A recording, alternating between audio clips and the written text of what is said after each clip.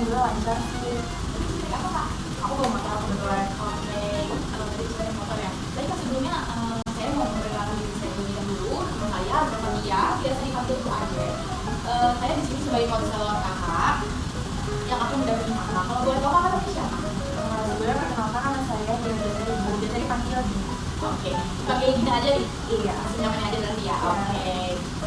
Apakah Kak Gina udah pernah kesini sebelumnya? Belum sih, ini baru pertama kali. Oh, baru pertama kali ya Kak. Oke Gina, kalau baru pertama kali, di sini saya akan bantu Kak Gina untuk menjelaskan beberapa hal dengan konseling perorangan berarti ya. Oke. Jadi konseling perorangan ini adalah suatu layanan bimbingan konseling yang dimana dilakukan dalam beberapa hal yang ditujukan untuk membantu mengarahkan individu dalam mengatasi masalahnya. Nah, untuk melatih kemampuan di dalam menyelesaikan masalah dan juga membuat klien ini juga bisa merasakan kesejahteraan di dalam kehidupannya. Namun perlu digarisbawahi ya Karina, kita di sini bukan seorang konselor yang memberikan solusi setiap hari, tetapi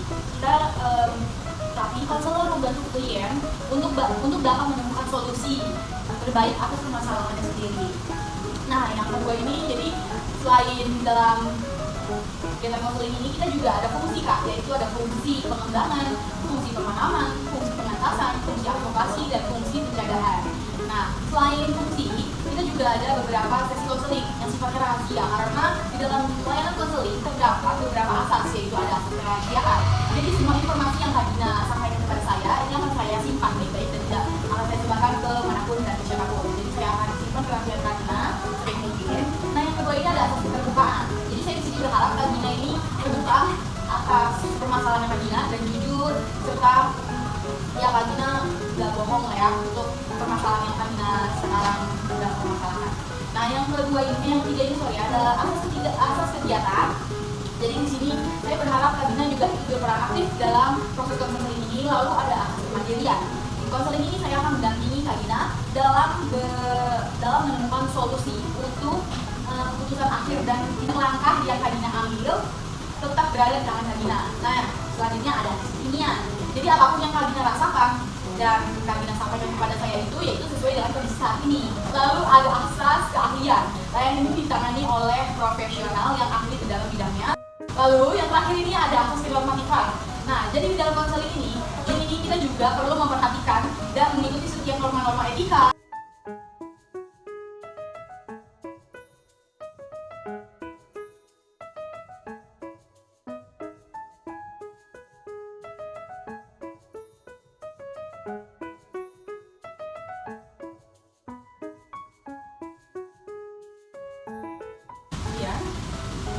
Baik, saya izin menjelaskan tentang kontrak konseling terlebih dahulu ya. Jadi, konseling ini dilakukan selama kurang lebih 60 menit selama nanti kedepannya Kak Gina membicarakan permasalahan Kak Gina yang sedang Kak Gina hadapi ya. Sebelum sesi konseling ini kita mulai, saya akan menyampaikan janji konselor yang Jalaya Fatia. Saya di sini menyatakan bahwa saya sanggup dan bersedia menerima, menyimpan,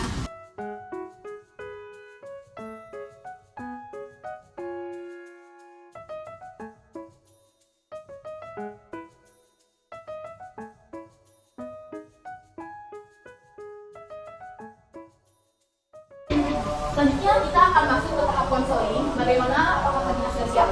Sudah siap Bu. Oke, baik. Baik Kak Gina, saya akan mulai, tapi di sini saya sangat terima kasih dan saya senang karena Anda memilih untuk berbicara dengan saya hari ini. Saya ingin memastikan bahwa Anda ini merasa nyaman dan aman selama di sini, dan apakah Anda memiliki pertanyaan atau kekhawatiran sebelum kita memulai. Saya ingin meminta Anda untuk berbagi tentang apa yang Anda rasakan saat ini, apa yang membuat Anda sedih, kecewa, dan marah. Coba ceritakan lebih lanjut tentang perasaan Anda. Oke, baik. Saya akan menyampaikan apa yang sudah saya alami. Saya merasa bingung belakangan ini. Ada banyak perasaan yang datang kepada saya, tapi saya tuh nggak bisa dan nggak tahu bagaimana mengungkapinya. Rasanya tuh kayak takut jika saya bicara tuh orang akan menganggap saya tuh lemah. Jadi Anda merasa bingung dengan perasaan yang muncul dan Anda rasa takut untuk mengungkapkannya karena khawatir orang lain akan menganggap Anda lebih lemah. Iya benar Bu, saya selalu berusaha untuk nggak nunjukin perasaan saya gitu. Sepertinya itu membuat saya lebih kuat, tapi lama-kelamaan saya ngerasa kok tertekan. tujuan menahan perasaan itu membantu Anda untuk tampak lebih kuat ya. Tapi sekarang Anda merasakan bahwa hal itu justru membuat Anda merasa tertekan atau terbebani ya? Iya Bu, betul. Saya merasa saya mulai merasa seperti nggak bisa jadi diri saya sendiri. Terus rasanya seperti ada sesuatu yang terpendam dalam diri saya, tapi itu saya sulit untuk mengungkapinnya gitu.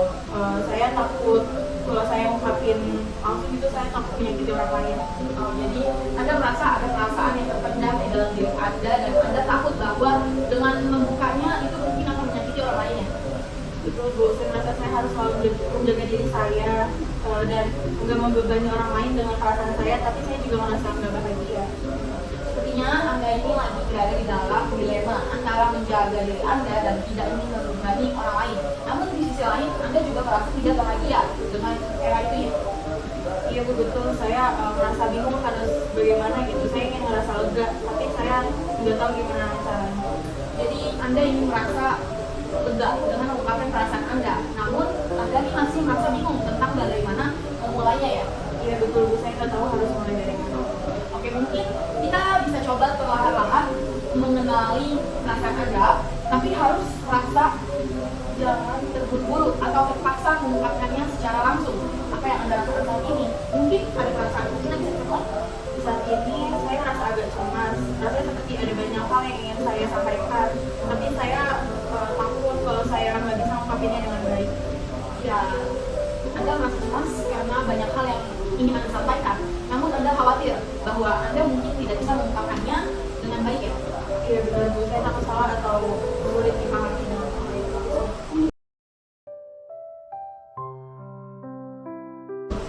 Rasa takut salah atau tidak dipahami itu wajar ya Mbak Gina. Dan saya ingin Anda tahu bahwa di sini Anda berbicara dengan aman. Tidak ada yang salah dengan perasaan yang Anda alami sekarang, dan kita bisa berjalan bersama-sama untuk memahami perasaan itu lebih dalam. Terima kasih ya Bu, sebelumnya itu membuat saya merasa sedikit lebih tenang, tapi saya masih merasa seperti ada banyak yang harus saya pelajari tentang diri saya sendiri. Oke, jadi memahami diri sendiri itu memang bisa menjadi perjalanan yang panjang, dan tidak ada yang salah dengan rasa bingung atau tidak yakin. Proses ini bukan tentang menemukan jawaban yang sempurna, tapi melainkan lebih kepada menerima perasaan Anda dan memberi ruang untuk mereka. Nah, apa yang menurut Anda ini bisa menjadi langkah pertama yang kecil untuk memulai? Mungkin saya bisa memulai dengan berbicara lebih terbuka dengan orang terdekat saya, meskipun itu terasa sulit sih Bu bagi saya. Itu bisa menjadi langkah yang sangat baik sih Kak Dina. Berbicaralah dengan orang yang Anda percayai, mungkin bisa membantu Anda merasa lebih dipahami dan juga dimengerti, dan memberi Anda kesempatan untuk melihat bahwa perasaan Anda ini valid. Jadi bagaimana Anda merasa tentang berbicara dengan mereka tentang kecemasan atau perasaan yang sedang Anda rasakan? Saya rasa itu akan sangat menakutkan sih Bu, tapi mungkin itu bisa membantu. Saya takut jika mereka merasa saya terlalu banyak mengeluh. Rasa takut itu sangat wajar ya Mbak Gina, karena kita seringkali nih khawatir tentang bagaimana orang lain akan merespon perasaan kita.